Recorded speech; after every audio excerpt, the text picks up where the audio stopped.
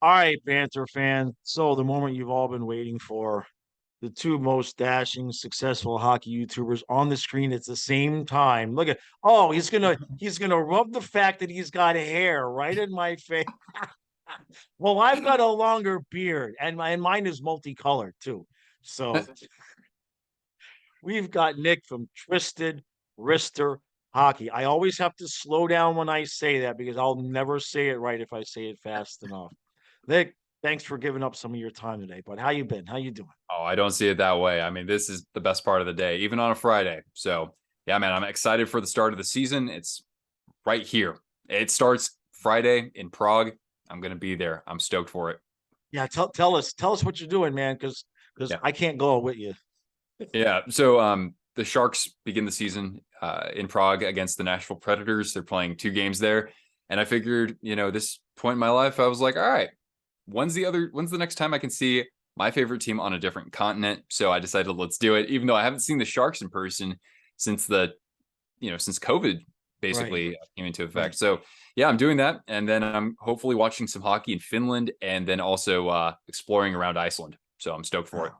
Yeah. oh yeah, that's that's a hell of a trip. I'm glad that you're able to do that for yourself because, like you're saying, I mean, let's talk about a once in a lifetime thing. I mean, my claim to fame is I got chased by a moose and a bear in Alaska, but that's a different video. So, as you guys know, Nick's been helping us out over here in Fly Fluffy. Made some videos out for us. Had one very interesting video where I must admit he did a breakdown of his favorite slash top. He ranked the Florida Panther logos, and I'm not kidding, and Nick knows this. I was watching it before I posted it, and he got to number 6, and it was the broken stick logo at number 6, and I yelled out, "What?"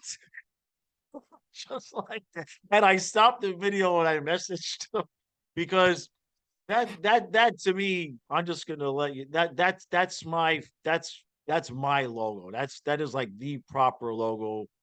But if you haven't seen that, check that out because he does a really in-depth job and he talks to a lot of the points that I can't talk about because I'm colorblind. And he's going over the shading and the colors and everything. And I'm like, I just think the tiger looks cool, and I know it's not a tiger, but I'm making fun of myself. So I wanted to get Nick's opinion about some of the things that we saw on for the Panthers and a little bit more in the NHL as well during the off season. Give us what you know, and especially about Balsers. Okay. The three guys that we got that made news anyway were White, Cousins, and Balsers. Give us what you know about those three guys. I know you got to see Balsers a little bit up close, and just tell us how you think they fit in with what the new version of this Panther team is going to be. Yeah. So Balsers, it almost looked like he wouldn't even be an NHLer.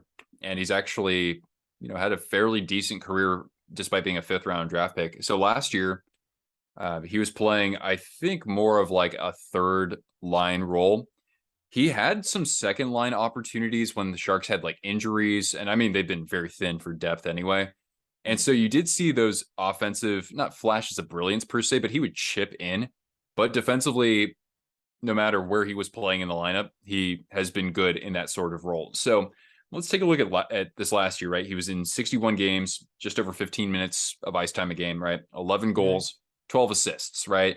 That's a little productivity for somebody in a depth role. It's not amazing. And besides, the Sharks just weren't getting any productivity from the bottom 6 for like most of this past season. So Yeah. there's kind of the offensive side of things. He blocked 43 shots. That's fairly good in that role. He's actually a lot more physical, I thought, or than I would have thought. 115 hits. And then when you look at like the kind of possession metrics, right? I mean, this is getting into the weeds, but Yeah. does this guy play fine in all 3 zones? The numbers indicate yes. Like on the defensive side, is he going to, lose his man? Probably not. That's what kind of the numbers indicate there. And he also helped out with the penalty kill as well. He wasn't playing on like the top PK, but I think Right. he logged about enough time to be a regular on the second PK. And the Sharks last year had the second best in the NHL. So there you go. Okay. Okay. Yeah, I was going to ask you about penalty kill or power play because 15 minutes a night seemed a little bit high for a role player, but if he was getting a little bit of time in a PK, that makes sense. Yeah. And I did a video earlier on the season when after we had first signed those three guys, and it became evident that was until the big deal, which we're going to talk about. Up until that point, it became kind of evident that I think this is what we're going to do now.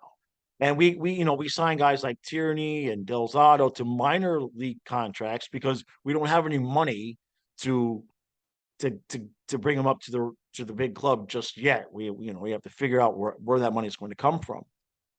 But when I watched all three of those guys' highlights, Cousins, White, and especially Balsers, what your statistics are laying out is what I saw was guys that are going to play hard on both ends of the ice.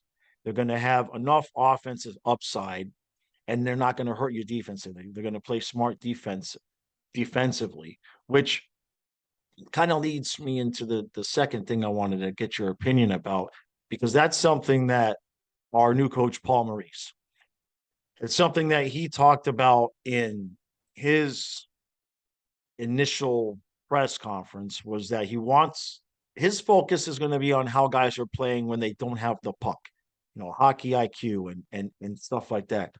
I know you're more of an NHL guy than me, so you'll have more to say just naturally than I have had to say. Panther fans have been asking me, what do you know of Paul Maurice and his style and his teams? I mean, he's got it's amazing with him. He's been a head coach in the NHL for God, what, 27 years now, and he's only 55 years old. So it's like, right. I think that Jets fans might still think that he's a little set in his old ways, but I don't know. I think that at this point in his career, going to a different environment too, from Winnipeg to Florida, is there a bigger transition, right? So I think that fans should have an open mind on him, frankly. I mean, I look at his record in Winnipeg, right? 315 in terms of wins, 224 losses, 62 overtime losses. When he took over the Jets, they were not a good team at all. Remember, this is just a couple of years after they were in Atlanta. Right. And ultimately, as we get later into the 2010s, then they start to make the playoffs. Mark Scheifele is a young star at that point. Blake Wheeler is in his prime. Connor Hellebuck becomes a Vezina Trophy goaltender. So he's able to do well with good talent. And that's essentially what he's inheriting in Florida. So maybe he doesn't have the same marquee as, for example, Joel Quenneville when he was hired originally, or Bruce Cassidy, who comes over after nearly getting Boston a Stanley Cup in 2019, goes over to Vegas. Right. But at this point, they have somebody who's more experienced than in last year's case with Andrew Brunette. So can he mold the talent that he has?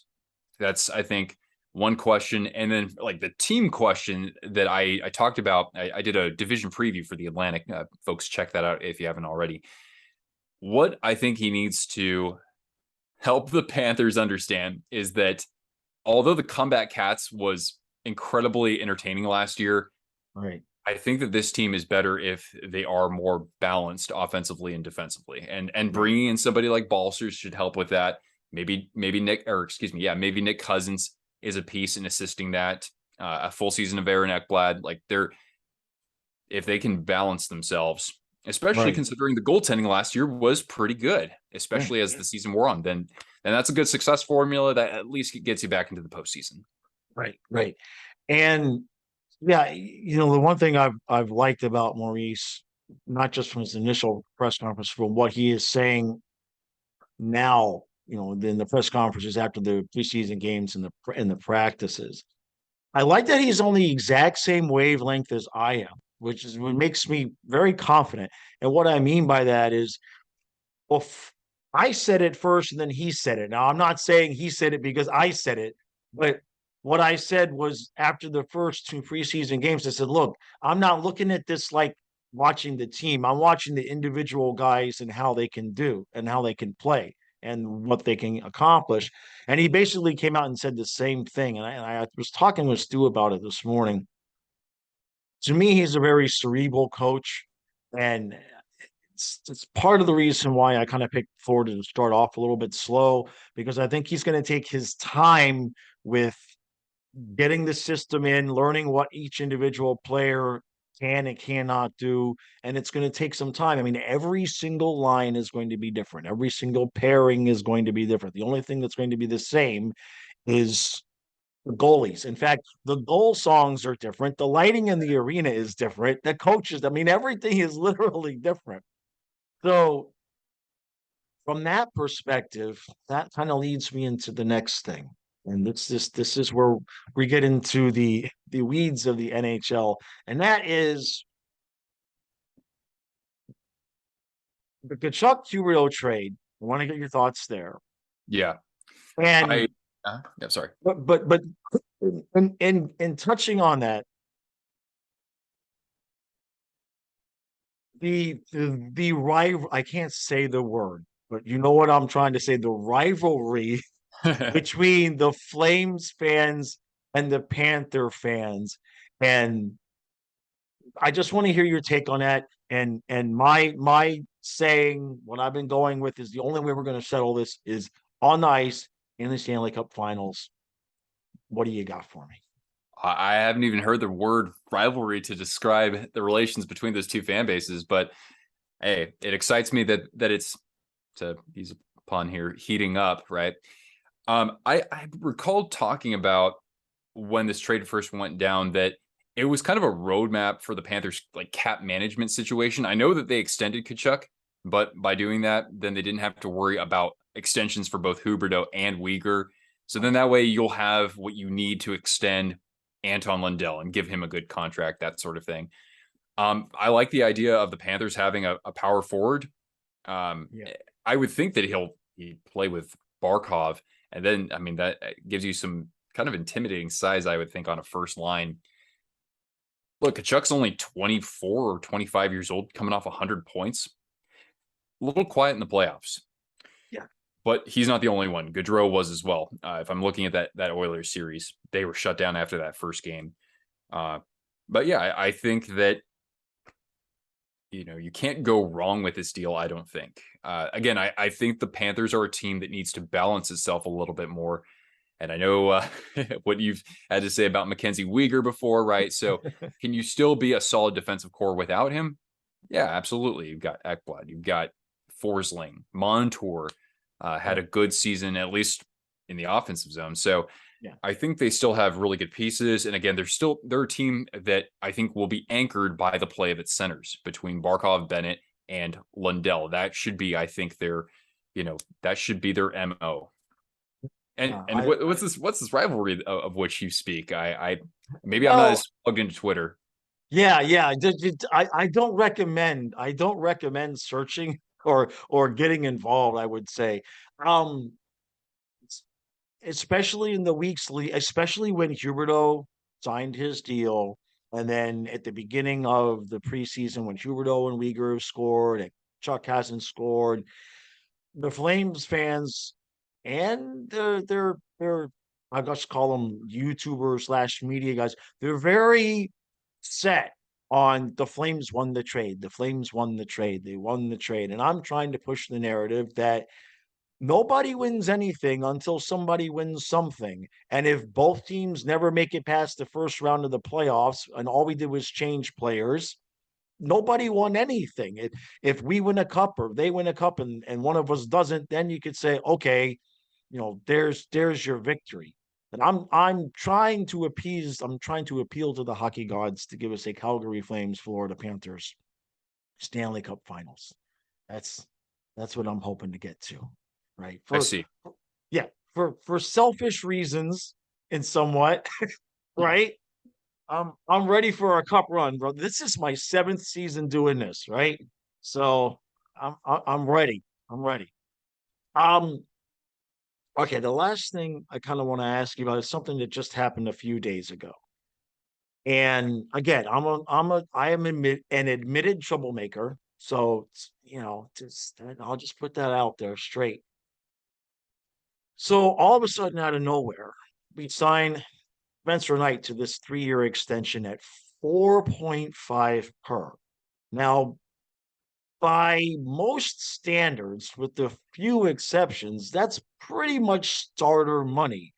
However, we have this other guy making $10 million on a contract that is extraordinarily painful to even think about buying out. If anybody has not looked at the buyout of Bobrovsky's contract, do not eat before you go look. It is awful. It is. You think, how bad can it be? And then you go, oh my god, it's worse. It even yeah. So Nick, I just want to get your take on two things.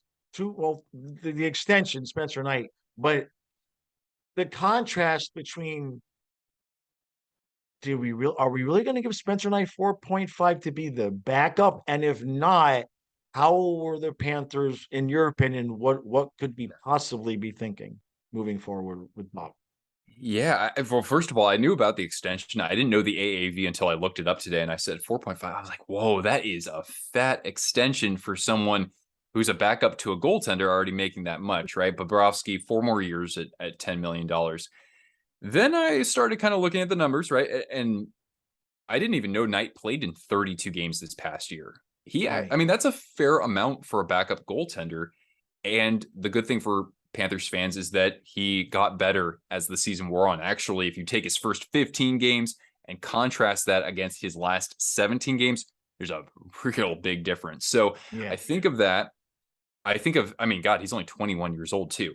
And then I think of the actual salary cap, how it's projected to rise 2 seasons from now. So we're Right. looking at 2024-25. I don't know if it's Sportsnet or something, but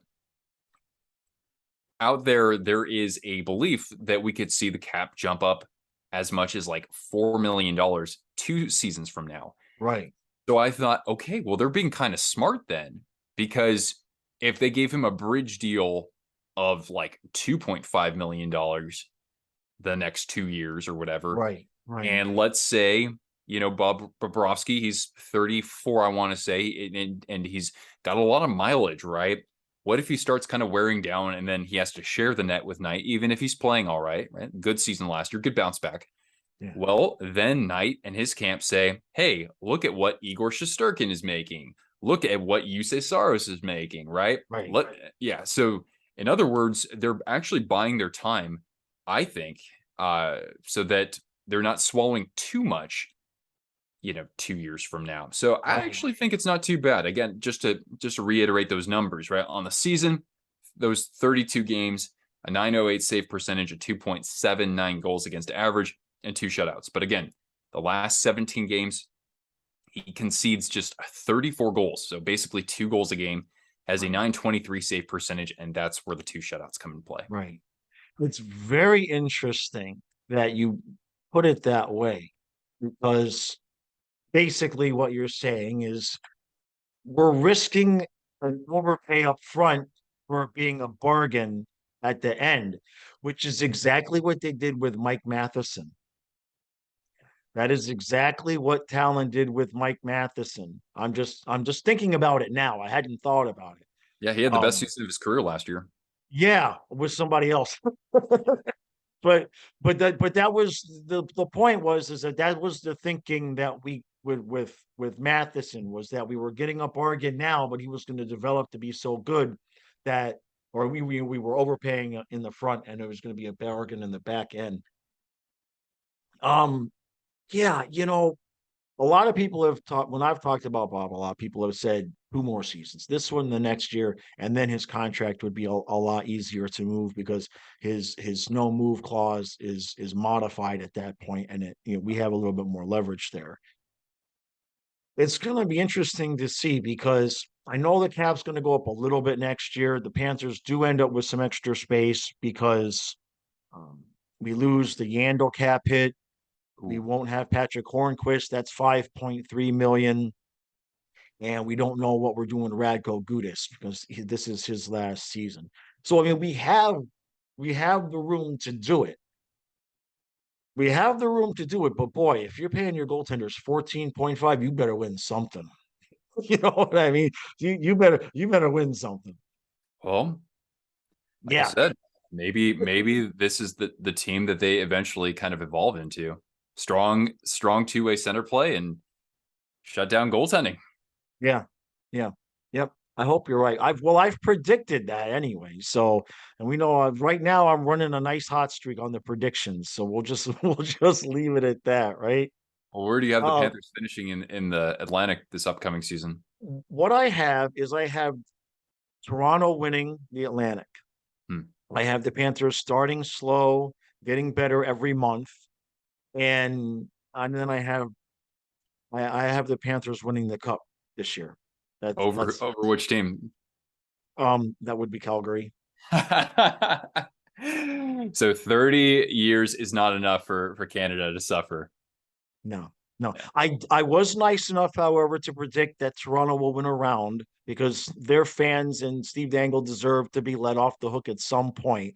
Yeah. Okay, that poor man. I mean, so I was nice enough for it to lay out where the Panthers take care of Tampa in the first round, and then we take care of Toronto in the second round. So I was nice that way. But I will accept nothing else at this point because it's the only way that the whole Kachuk Huberto thing is ever going to get settled.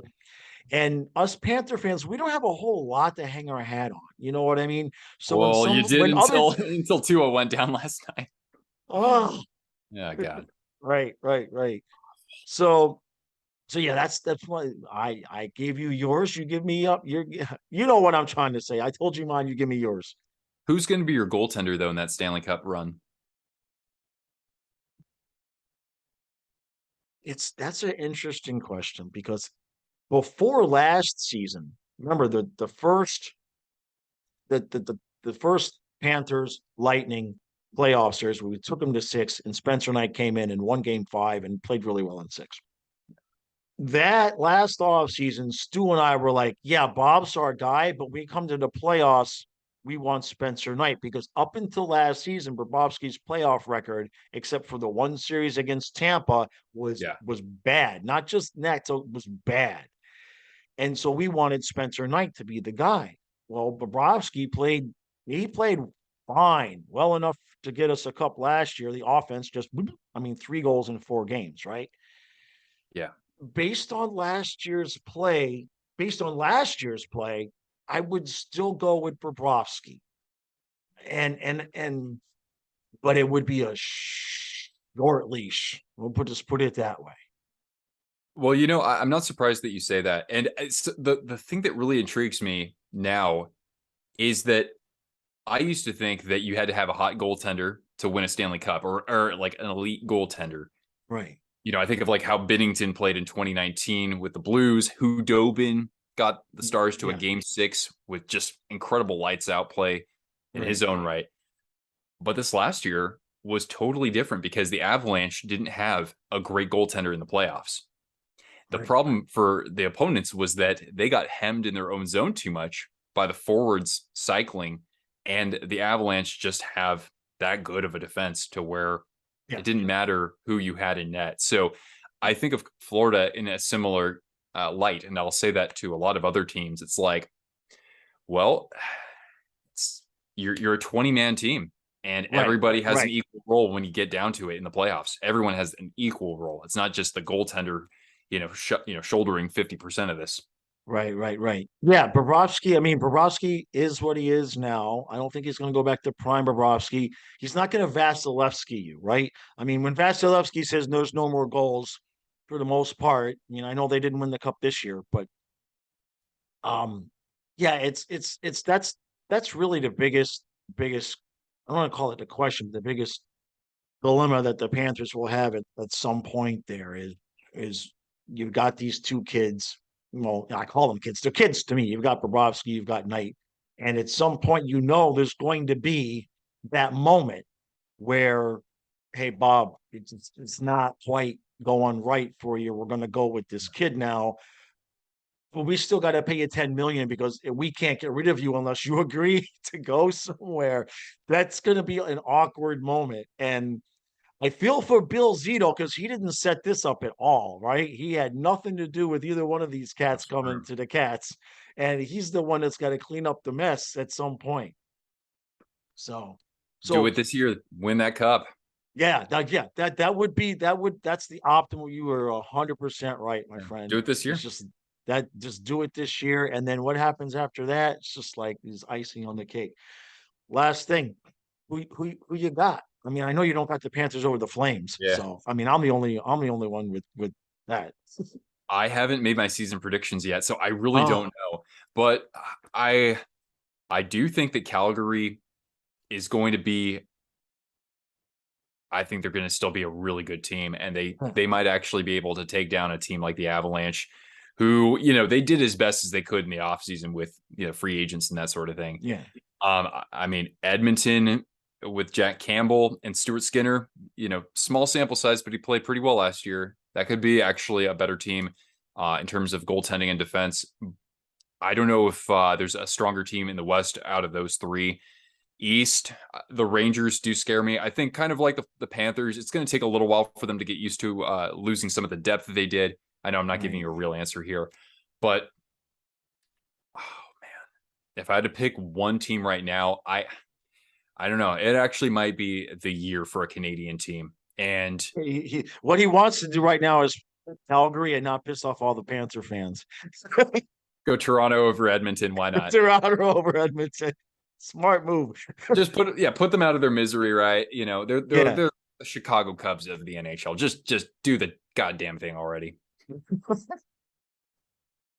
Oh, that's funny. That's the last baseball I watched was when the Cubs won the World Series. So, all right, yeah. Look, you said I want to catch up on something you said at the beginning of the video. You said Friday in Prague. Is your regular season starting there Friday already? That's right. Next Friday. Is, Yeah, October 7th. And then Saturday the next night, that's the second game. Yeah. Gosh, when did that happen? It's like the NHL training camp and preseason is like you blink and it's already been 10 games into the regular season. Yeah. It's just so fast. So that's gonna be spectacular for you. That's gonna be fantastic. All right, Nick, we really appreciate you coming out, everything you've done for the channel. Really, really outstanding work, especially even despite the ranking of the logo. I don't hold that against them. All right.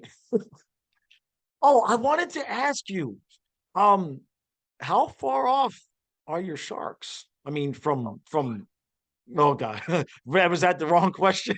Oh God. Oh, we've missed the playoffs the last 3 years, haven't been close at all. It's going to be worse this year, honestly, but that's by Really? design. This is the first year where they're actually setting that expectation. And I Oh, thank them for it. I really oh, do. We could have a Calder worthy performance from one of two prospects, either William Eklund or Thomas Bordeleau, but the prospect pool beyond that doesn't look particularly good. This team has a long road ahead of them. My silver lining here is that even though we hired David Quinn as our head coach, we also hired Ryan Warsofsky as an assistant coach. He won the Calder Cup last year with the Rockford Ice Hogs, and everywhere he's gone, he's had right, incredible success as a head coach. So I right, think that we're breeding the, right. I'll call him the I next Scotty Bowman, if Yeah, you will. But I'm excited about that.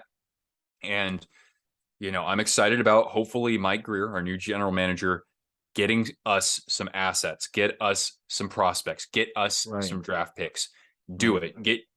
Put James Reimer on a cup winning team. That'd be awesome. We love James Reimer. He's played his best hockey in San Jose, but right, get him somewhere else. Bring up Strauss, man, who played wonderful in the SHL last year in Sweden. Franchise goaltender of the future would be terrific. right. 2031 Stanley Cup champions. Let's go. Right. Like so you like you're saying with the opposite of Toronto. It's like you guys are just bitten it off and said finally, okay, here's the deal. We're gonna just strip this down. We suck, but it's gonna be for a good cause. I I mean, um I mean, look, the Panthers. we did that for 20 years and nobody even knew that's what we were doing. So at least they're being honest and saying it's going to hurt, but we'll get through it. Well, I don't know, So, Jaws. I just got to hope that they find some way to put fans back in the seats. They were right. they were 28th in attendance last year. I do fear that, especially living in California, as expensive as that is, I do Right. fear that this team will move. Oh man. Yeah. Yeah. Well, we'll put the juju out there for them. We'll put the good juju out there for them. So, all right, enjoy Prague and the ladies and the whole deal. All right, do the whole thing. Send pictures, send videos. We want proof. All Yeah. right, and The family friendly version of this, of course. yeah, of course, yeah, absolutely. We would never have anything other here on Flying Fluffy. All right, guys. Thank you for all the support. Make sure you check out Nick's channel. I'm going to say it right. Twisted Wrister Hockey. I said it right 2 times in the same video. You can tell it's Friday, can't you? It is, yeah, it is. It is Friday afternoon. I've waited. Usually by 3 o'clock on Friday, I'm somewhere else. If you catch my drift, I've waited. All right. So everybody else in the house is in for a long night. All right. Appreciate all the support, and we'll see you guys again real soon.